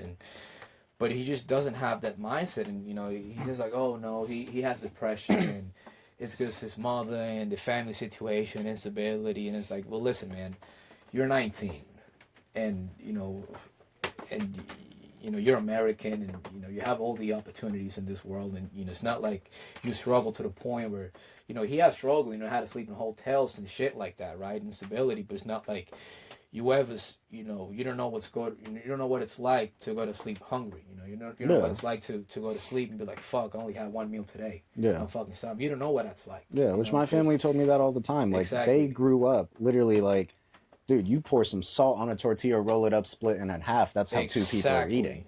And, like, I've never had that. Exactly. Like, I grew up poor in America. Like, the same story, like, my mom came to America. She was pressing tobacco barefoot in the middle of the fucking summer heat in North Carolina. Damn. Like, we grew up poor. Like, I have watched her build her life. Yeah. Like, seeing her buy a house to me was, like, insane. Like, kudos to you. Hats off. Like, I literally watched you, like, build yourself from the ground up. Yeah. But, like, and she said that to me all the time. Like, whatever you're complaining about, there's always worse. Yes. And, like, it's standing right in front of you. She would iterate that all the time. And she'd always be like, I'm not trying to guilt trip you about it, but, like, I have had worse. Exactly. There's other people who have had it worse than me still. Yes. And that's what pisses me. It doesn't piss me off. It frustrates me, right? Because someone's got to have a sit down with him and make him realize, like, you got to wake the fuck up. Yeah. Like, why you have more opportunities than I've had, and and why I'm no different than you. Yeah. I'm no different than you. Why do I have to pay for your bills and your mom's bills? Why every month or every other month you have to call me? It's like, hey, we don't have any food. I need money. Yeah. I don't have any food. And why the fuck every day I get up and I work 50, 60 hours a week, and you're only working a part-time, and instead of just fucking trying to hustle and and try to better yourself and get a better life, not just for you but for your mother, you'd rather just sit there and just fucking play video games. Literally. Why? Bro. And it's just like, why am I paying for your bills? Why am I feeling sad? Because you have depression? Dude, I'll be fucking depressed too if all I do is fucking play. Yeah, I'll be fucking depressed, but I will do something about it. Literally, bro. I will do something Like, about it. See, my thing, especially with, like, you saying your mom's a psychiatrist, is, like, to me, psychiatry is literally, it's just another form of sales. Yeah. They're selling you drugs. Like, Yeah. your mom got closed by somebody that all of this stuff works this way, and the only solution is a drug. Yeah. So now her job is to close somebody on taking the drug and, like, feeding into the system. Yeah. If your mom tells somebody they have ADHD, I don't believe in that shit. easy money. Yeah. Oh yeah. The fucking people that make those pills, Yeah. if you were to get prescribed ADHD or fucking Adderall right now, whoever made the brand of pills you're taking is making money off of you every single month for the rest of your fucking life. Because you get hooked, you depend on it. Yes, bro. Yeah. Every day for the rest of your fucking life. Yeah, see, and I think they're probably, because I had way too much energy when I was a kid. Yeah. I was like, this little motherfucker has ADHD and shit. And I was like, nah. I never believed in that, and thank God they never put me in any sort of pills and everything, but it's the truth, man. I mean, you think about it, you're just a kid sitting there, listen to a fucking 6-year-old teacher just reading a book. Of course they're going to get distracted, bro. Of course they're going to get distracted. I'm in 6th grade, 9th grade, whatever. Hormones are kicking in. I got this cute girl next to me. I want to talk to her, send her little notes, and you can't focus, but it's just, you can't, it's just the whole system just built that way. Like, literally, and it's very fucked up. This is probably the most controversial shit that, like, I could ever say. But if I was a therapist or a psychiatrist and somebody came to me and told me they were suicidal or depressed or anything, I would literally pull a gun out and put it on the desk. Yeah. Do it. Yeah, do it. And if you don't pick that fucking gun up and hold it to your head within the next 5 seconds, you're not actually depressed, bro. Like, you're just looking for attention. Yes. And at that point, like, it's never, people enable too much, like, you go up to somebody and you're like, oh, I'm depressed. And they're like, oh, it's okay. Life gets better. Give me a hug. That's not how I am. Exactly, bro. I feel like they're justifying whatever situation they're in or whatever it's lacking. And because it's a lot easier to say, I'm depressed. And that's why, I'm broke, or that's why, I don't have a girlfriend. That's why, other than, okay, you know what? Maybe I'm in this situation because I don't work. I'm I'm at home and playing fucking video game and, you know, chit chatting and giggling with fucking dudes, you know, fucking across the country or some Yeah, shit. bro, And like, it's like, ooh, man, I'm sitting here worried Yeah. about what another guy is doing, fucking buying a jersey with his name on my back instead of trying to build my fucking name exactly, up. Like, why would I not be depressed? exactly. And like the thing about it, and it's the same thing I tell everybody, is like, the secret to life is you're always going to be fucking depressed. Yes. Like, it doesn't matter, It bro. doesn't matter. The Exactly. richest person on earth, I guarantee you, is like one right lyric and the right song away from a fucking mental breakdown. Yes. Like, literally. Everyone. Everybody, bro. Everybody, yeah. It's the same shit. It's just like I could sit here right now and give you this whole fucking spiel about how, oh, I think I might be depressed. But I'm really not. I'm just like disappointed in myself because, like, why am I not better than I am right now? Yeah. Like, I'm better than I was last year, but like, fuck, I could be doing a lot better still. Doing better, yeah. Yeah. And it's the same, you know, you look back and I was like, yeah, you know, I'm making progress, but I still feel like I could have done a lot better if I didn't do this, or if I didn't do that, or if I did this, if I did that. You know, I'm up here, but I could have been up here instead. Literally. You know, but that's just the mindset you have to have. Just like, instead of just saying, oh, that's okay, I'm young. Okay, it's a learning curve. That's okay, later. Bro, Oh, literally. know. I was just talking about that shit earlier today, how, like, I hate to hear somebody be like, oh, I'm in my 20s. Like, that's not an excuse, bro. Yeah. It starts now. Like, It starts now. Yeah. This is the time. Yeah, your 20s is not when you should have that freedom. You should have that freedom later on. Yeah. Use your 20s to fucking, like, ruin your life. Your 20s should be the hardest years of your fucking life. Exactly. Because you have the time and energy. You have to build yourself. Yes, bro. You know, because, okay, you're depressed, you're broke, whatever. As you should be. Literally, as you should be. Literally. You're 20 years old. You don't have any money. You don't have a fancy car. You don't have a beautiful girlfriend. You know, you still live at home with your parents. And what makes you special? Why do you feel you're entitled to have what a 25-year-old or another 20-year-old or a 30-year-old has because he put in the work? You're not willing to put, you know, literally, because you're depressed or it gives you anxiety. Yeah, like that's where I cannot. I just don't believe in that. Yeah, I just don't believe in that. Perfect example is my boy just posted a video the other day. He had posted a video. It was like a funny video where like his girlfriend like bought ice cream at the grocery store after he spent $400 on dinner. Yeah. And then like he was getting a whole bunch of hate comments on it, like, oh, why are you spending this much? Blah blah blah blah blah. And he like made a video to clear it up. He was like, well, I was able to spend this much because of this or that or this. And I literally, like, I commented, I was like, plus outworking all of the same people who are spending way too much time complaining that you posted it. Yeah. It's the simplicity of it. Like, being depressed and being lazy and being broke is selfish, bro. It really is. It is selfish. Like, I tell fucking Casey, I don't know if he ever told you that story, but literally the thing that changed his life in the car business was when Shane Bailey pulled him aside and he was like, go home and tell your fucking kids you're a fucking liar, you're a worthless piece of shit, because if you actually loved your kids and your family, you would come in here and work your fucking ass off every single day. But you don't. You don't. So you're a fucking liar. And Casey had his best month ever after that. Because it's true, bro. Like, true. It is true. If you are depressed and you are broke, you just are spending way too much time being unproductive, and it's selfish because there's people around you who deserve it. And that means you have way too much time to sit at home and you come to the conclusion that you're depressed. Yeah, or you have think about it. Or you have enough time to sit here and listen to somebody convince you that you're fucking depressed. Yes, bro. Yeah. Like, literally. You should have been working, motherfucker. If you would have been working and making money or doing something good, you wouldn't have time to sit and it's like, oh, fuck, man. Nah, I love to hear. Miserable. I'm fucking depressed. I love to hear when people are like, oh, the number one symptom of depression is like, you have way too much stuff. Struggling to sleep or struggling to wake up. Like, bro. Yeah. You sat there and thought about that shit. Exactly. Like, most people get tired and they're like, damn, I'm tired. I should probably go to sleep. Yeah. But you sat there and you were like, damn, I'm tired. My day kind of sucked. I have no money. And then you just spiral and you're like, damn, I'm depressed. Like, no, bro, just go to fuck to sleep. Go to sleep. Like, bro. It's midnight. You should be tired, bro. Like, oh my God, that's so funny, bro.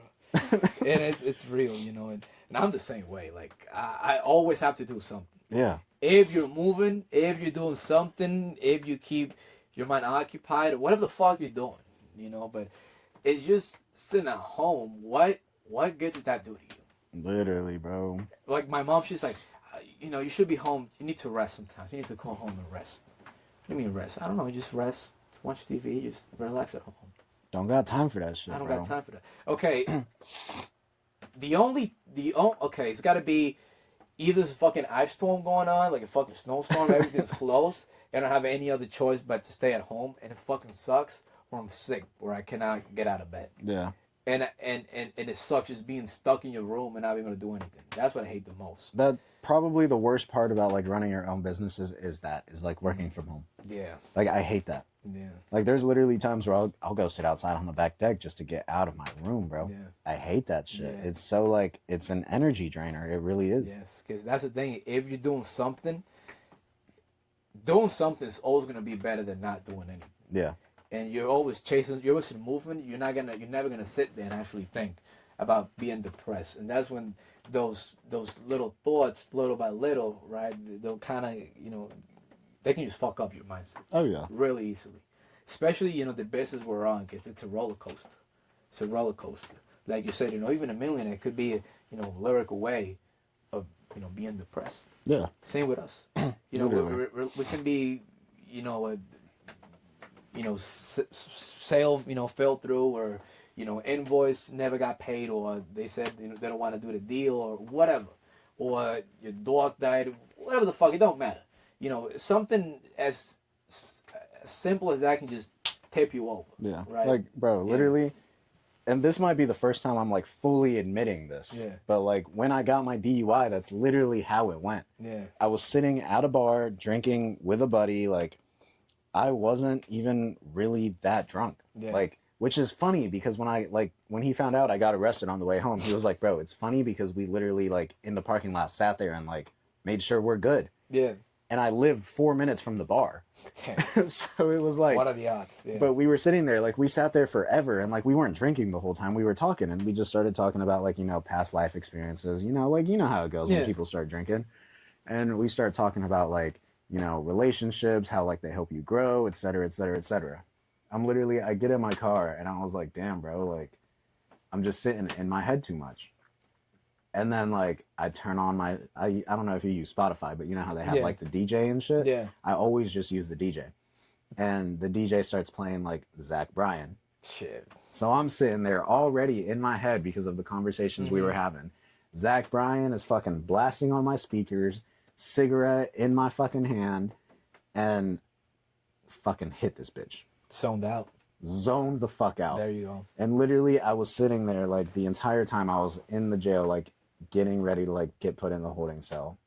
I was like all fucking like depressed about it. I was like, bro, what the fuck am I doing with myself? Like, I cannot believe I ended up here, like, et cetera, et cetera, et cetera.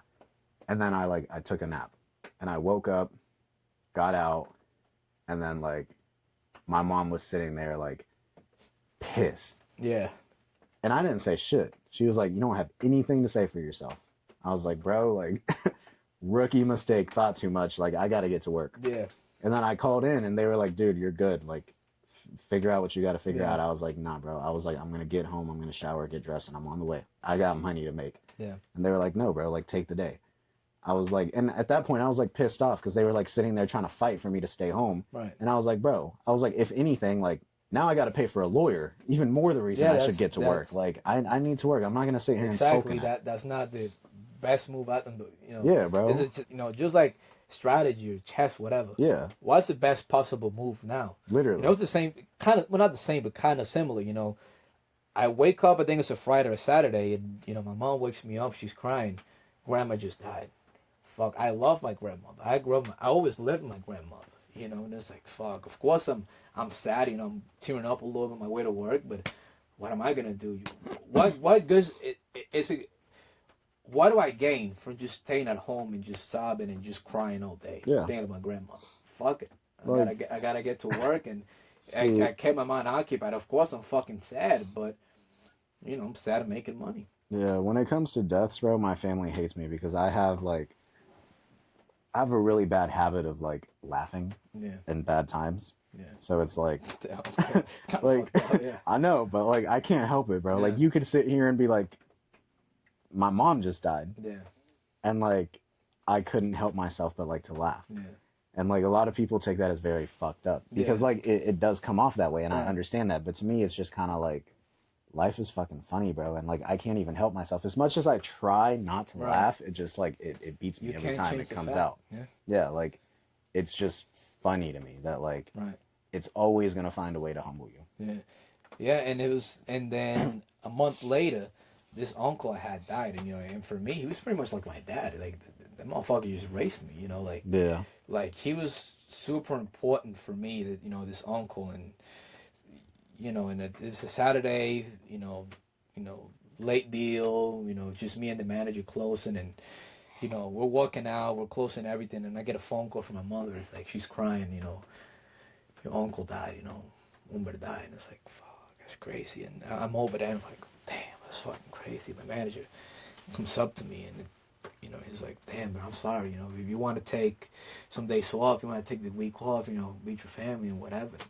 And immediately, like, my first thought's like, man, fuck that. No. I don't, no days off, man. I'll see you Monday. I gotta work. That's what he was a man, and the right thing to do is get up and go to work. Yeah. Because would have been proud of me if I just stayed at home crying. Yeah. I mean, see, in that situation, I'm more like I'll see you Tuesday kind of guy. I'm going to take one day just to like make sure everybody else is good. Oh, yeah. I don't need the day. Right. But I need the day to make sure that like everybody else is good. Oh, yeah. But once I see they're good, like back to work. Oh, yeah, right. I really cancel all my plans I have for the weekend. Yeah. Cancel everything and, just make sure to spend some time with my mom and, call my aunt and all my other relatives, make sure they're okay, texting my cousins. And then after that, and life goes on. Yeah. Life moves on. And, what do I gain from that? It's just, being depressed, you gotta accept things. Life, that's life. Yeah. People come, people go. No, literally, like, people come, people go. And it's the best test of your future is like death. Yeah. Like death for years that you never even lived is, and I've always said that, like, how you react to people that died is always going to tell you more about what kind of future you're going to build. Yeah. Because like if you become way too attached, you're way too detached from your future. Bro, like you just said your uncle raised you. For half his life, you weren't even fucking there. Yeah. You don't know what the whole first half of his life looks like. Probably the whole first 2/3 of it, because, like until you turn fucking 6 or 7, good luck remembering too much. Exactly. But like you're sitting here sulking about somebody who like you only know so much of them. Mm-hmm. You only know the parts you remember and the parts that they allowed you to see. So like you are way too detached from the future. Right. The best thing you can do in the situation of death is like work harder. Exactly. Like now you're not just doing it for you. Right. Like literally, I will never forget my first semester of college. Right after I graduated, I had 4 friends die. That first semester, like it was like back to back to back. Like every 3 weeks, I was getting a call. And they were like, oh, so-and-so just died. So-and-so just died. Like, one of them, I fucking saw it happen, bro. And I had no idea. It's still the craziest thing to me. He was younger than me, but we wrestled together. And, like, he was like one of our, like, like our little brother kind of wrestlers, you know? And I literally remember leaving my house. I forgot where I was going. And I'm sitting here at this intersection. Car on fire. I take my phone out. I'll literally record it. And I was like, I posted it on my Snapchat story. I was like, bro, like, y'all be safe out there. Like, you never know what's going to happen next. And then somebody swiped up and they were like, where was that? Because he just got into an accident and, like, he's dead on the scene at this intersection. I was like, there's no fucking way. It's literally the intersection that I'm at. Holy shit. Like, I saw his car on fire, them pulling his body out and everything. Wow. And literally, like, 2 weeks after that, my other boy gets shot in the head on accident. Like, he was at his apartment with his girlfriend and his friend, and there was a gun, and the friend picked it up, started playing with it. It went off, hit him in the head. Bro. 2 weeks after that, friend has a heart attack. 2 weeks after that, friend commits suicide. Damn. All within my first semester of college. Damn. Like, I had just graduated high school, just got into college. Damn, yeah. And it was like, I literally remember I was like damn near failing out of school. And I was like, I got a lot of shit going on, bro. Like, I tried to talk to the counselor and the advisor, and I was like, dude, like, I understand, but like, just bear with me. Like, I'm having to deal with a fucking lot right now. And they were basically just like, go see your therapist, bring us a letter. Like, I don't know what to tell you. Right. And that's the moment that it switched in my head, and I was like, damn, bro, like, Yeah. really nobody gives a fuck. Nobody Like, you gives a still fuck. got to get your shit done, bro. Nobody gives a fuck. Yeah, and they're right. Like, yeah, it sucks, but like, realistically, that's no excuse for me not to have got my shit done. Right. Like, it's really not. Right, and whether you believe in God or not, or you believe there's an afterlife, just think about your boys. Yeah. You know, do you think your boys just want to see you fail? You just want to see you get stuck, and just blame what you're not. You blame it on your dad that you're too sad. Okay, it's okay to be sad. It's okay to be human, but sometimes you got to put feelings aside. Yeah. I'm sure your boys that would have wanted you to get up. Fuck it, I'm gonna get my shit together. Yeah, literally. Fuck it, gotta go to work. Gotta make shit happen. Life goes on. I'm not just gonna do it for me. I also gotta do it for my boys. Yeah. Gotta make them proud. And it's just it's whole mindset, dude. It's whole mindset. It's whole mindset. Like they say, the biggest is the elephant, but who's the king of the jungle? The lion. And see, my thing is the simple fact that like most people don't have it in them to do it. Like they really don't. So the best thing you can do is like be the person that does. Yeah. If you have 10 friends, 8 of them say they want to be great. Yeah. But only you and the one other are actually going to have the work to do it. Yeah. But if you really care about them, it doesn't matter, bro. If I make it, we all make it. So like, if you're not going to do it, I'm going to do it. Right. Like nobody wants to buy a fucking yacht just to be there by yourself. Exactly. But like, somebody has to fucking do it. Somebody's got to work. Yeah. And if it's not going to be anybody else, the best thing I can do, if you actually care about these people, is fucking do it. You gotta be you, yeah. Yeah. Like, and it's such a weird perspective to me because it's like, I struggled with it when it came to like my parents and my family. Because it's like, this is how I think and this is how I see it. Right. But then like, look at where they're at, So it's kind of hard because to me, it's kind of like, it's hard to differentiate like, oh, they're just weak-minded. They're just lazy. Like, partially true. I'm not going to say it's not, even though it's my family. Right? But it's hard to be like, it's not for everybody. Like, it is fairly recent in my life that I accepted the fact that, like, it is not for everybody. It's not for everybody. Like, and that's okay. It doesn't have to be for everybody. Yeah. I mean, I'm glad it's not. If everybody was fucking billionaires, there would be no billionaires. Exactly. There's not enough money to spread evenly. But it's harder even then when, like, those same people don't understand it. Yeah. Like, all of a sudden, I'm fucked up for thinking the way I think. But, like, you're going to thank me later for it. Yeah. Like, later on, when you have to go to the hospital for a major surgery and you don't have the 50 grand and I hand it to you like it's pocket change, tell me I'm fucked up in the head then. Right. Yeah, it was the same, just telling my mom, just, listen, I know you did all this college, you believe in education and school system, and, and I'm sorry, but, I'm not going to college. I don't think it's for me. And just tell her, I'm sorry, you think I should take this more stable job, and, but I'm just not going to do it. I'm going to take a risk. And it's so funny, and that's so funny, because I remember when I took the job, right, the guy called me, he's like, okay, and then I say, yeah, fuck it, I'll do it. Because my mom was pushing me for me to get that job, save money, tuition reimbursement, with a plan of going to college, following someone else's dream, And at the time, I was working with my friend Al. We're kind of doing like our own wholesale real estate, on the side. Same one from OFX? Yes. Yeah.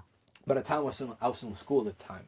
But also, I got this connection of these some fucking Pakistanis or some shit, but they own like manufacturers for like martial arts equipment and clothing and stuff. So I was kind of being like the middleman. So I was just taking them to malls, and this is before I got any sales experience. I was just going to malls, gyms, and stuff. It's like, listen, whatever product you're selling, combat corner, whatever, is really cheap leather, and you're probably overpaying for it because it's a huge company. We can get you the same product, better quality, better price. On top of that, we're gonna customize it to your logo. So not just you're gonna provide your students, with something that is your own brand. You're gonna build your own brand, but you're gonna sell it for the same price. You're gonna make more money. So I think it's a win-win for it. So I was doing that, and I only got like 1 or 2 gyms that placed a small order, and but it was tough. It's gonna take a while until you start making real money out of it, and You know, that's kind of what I wanted to do. I was betting on myself, but I took, you know, I got peer pressure per se, or I fucking just to make my mom happy, you know, and not everybody has it in them. Yeah. And I went against my gut was telling me, don't take the job, I did not want to take the fucking job, and I still did, and I fucking regret it. No, one of the hardest conversations me and my mom have had was about college. Yeah. Was about the simple fact that like, and it was literally, she was arguing with me after I dropped out. Mm-hmm. And I was like, dude, I wanted to go to college. Well, one, it was her dream, but I was convinced I wanted to go to college to like work in finance. Here I am without a fucking degree. Yeah, me like, too. Yeah. And then fucking, it became this huge fucking argument. And literally the only way I was able to shut it up is by literally looking at her and being like, you wanted me to follow your dream. So we did something that, or I did something that we couldn't even afford. Yeah. Now I'm 50, 60 grand in debt over your dream, and I'm the one fucking stuck paying for it. Yes. Like, I took on all of this debt to follow your dream, not mine. And it's a different world. Yeah. Back then you had to. I mean, for example, you know, I was like finance and like numbers and economy, all that stuff. But also I had this uncle who's super wealthy, man. That guy's fucking, he's wealthy. He's fucking like rich, like filthy rich, bro. Yeah. Like, yeah. Like he just like, oh yeah, you know, we just came back from Portugal, you know, spent the weekend, you know, a few days, you know, it wasn't bad, you know. Everything said and done, it was like 60 grand maybe. It was not bad, 60 grand. So you have the time and 60 grand to, you know, go fuck off for Portugal for like 4 or 5 days, and you blew $60,000 on a couple of days. Bro, perspective is a crazy thing. It is, and I mean, you can be an engineer, a school teacher, and you make 60 grand, if that. A year. A year. Like, so nah, you just spent someone's salary that, you know, went to college for 4 years in 4 days. Yeah. Your salary. I was like 19. I went to Miami with my boy. They're like close family friends. Yeah. And mom's boyfriend, super loaded. So we were staying at the Hard Rock, you know, the guitar-shaped hotel in Miami. Yeah. And fucking, we're sitting there, and I mean, he ended up like, he doesn't drink, right? He got drunk for the first time ever. Him and I, like, we started going at it. Yeah. So he's sitting there like trying to fight me. And you know me, I'm not backing down. Yeah. And then like he was just drunk, started getting disrespectful towards her, towards the mom. He was like calling her a bitch, and I was like, all right. I was like, this is like a fucking second mother to me. I was like, what you're not gonna do is call her a fucking bitch. So we start going at it. He gets security to kick us out, or kick me out, just me. Like I wasn't even allowed up to the room to get my own shit. Get the fuck out of here. And then she was like, you know what? I'm not doing that. And he's like, my son, we're leaving. We're catching a flight. We're at the airport sitting, and then like. We end up staying at a hotel. In the morning, he calls us, starts apologizing, blah, blah, blah, blah, blah, blah, blah. We're sitting there mid-conversation, and he's like, you know, he's like, I probably should call the front desk because, like, in the midst of all of that, I just lost 35 grand. Like, just cash, stack of 35 grand. Called the front desk, they were like, yeah, we haven't seen it. He was like, it's just 35 grand. I was like, bro, it's just 35 grand. It's like, not just 35 grand. Bro, there is people that make that a year. Yeah. And he was just don't like, give a fuck. Yeah, literally. He just called up. He was like, yo, I had a stack of 35 grand. Like, did y'all happen to find it by chance? They said no. He was like, oh, fuck it. Yeah. 35 grand. Yeah. Something slight. And I was like, bro, 35 grand. Like, do you know what I could do with that kind of money? I agree, bro. Especially at that, bro, I was like 19. 19, yeah. Like, I hadn't even gone into the car business. Yeah. I got into the car business when I was 20. Yeah. So it was like, to me at that point, 35 grand is like life-changing money, which I mean, it still is just because like, you know, 35 grand, I'll take it and invest it. Of course. But like, even then, more so. Yeah. Yeah, I had something similar. I was probably 15, 16 at a time. I was working like 2 jobs over the summer. You know, so I want to buy my first car. So, you know, you're working, how much can you make when you're 16, 15 $15 an hour, $13 an hour? Yeah, you're making like $4 grand a good summer, you know? Yeah, exactly. And, you know, having to walk to work and back, and it's fucking miserable. It's 90-something degrees, and it's almost an hour walk, and fuck that. You know, and I work in a Target, and I see this fucking jerk off. with a girlfriend and some kids, doing some YouTube videos, like just some retarded shit. Hey, this is me and the wife and my two little retarded sons. Going to Target, buying little toys, guys. Oh, this is so cool. And I talked to him. I was like, hey man, what are you doing? You have pretty famous? Yeah. And then and then I looked at it. I was like, what the fuck is this? And 700,000 people actually sit at home and watch his fucking jerk off do his thing. He's getting rich off of it. On top of that, I see, and on top of that, I'll go out to the parking lot. Cocksucker's driving an M3. And he was on like 20, 25, 26. And it's like, this motherfucker's 25, 26. He's more like 10 years older than me, which is not crazy. He's got wife, kids, M3, and just doing some retarded shit. I know I can't do better than this fucker. Yeah. At 25, I'm not gonna go on Target and record dumbass videos. I'm gonna figure my own shit out. But this fucking idiot is driving an M3 and has a nice house and a wife and kids. What's keeping me from doing what he's doing, if not better than him? And I was fucking pissed. I remember that day I was pissed. I was like, there's no way this fucking jackass is where he's at doing this shit, and I'm over here, walking to fucking work and all fucking sweaty and shit and miserable, and I was fucking pissed. And my mom, she was like, I don't know what's wrong with you. Like she was, my mom, she was looking at me like, what the fuck's wrong with you? No, that's how it is, bro. They just think like it just happened. Yeah, it just happened. But I guess the cocksucker, just picked up the camera and. I saw this fucking idiots online started liking. Like Twitch streamers and shit, bro. Yeah. I hate that shit. You So can make money doing some dumbass shit. I was pissed off. Like this, I have to walk here, and this fucking jerk off get to drive home in an M3, which is like my dream car, and it's like, fuck that, dude. Yeah, bro. Fuck that. No, but I mean, I don't want to keep it running forever, but yeah, I feel like. So I saw this on a different podcast, and I kind of wanted to start implementing it, but 60-second closeout. Say you were talking to your younger self. Yeah. 60 seconds. What advice are you giving? If you could go back in time and somebody told you have 60 seconds, that's it.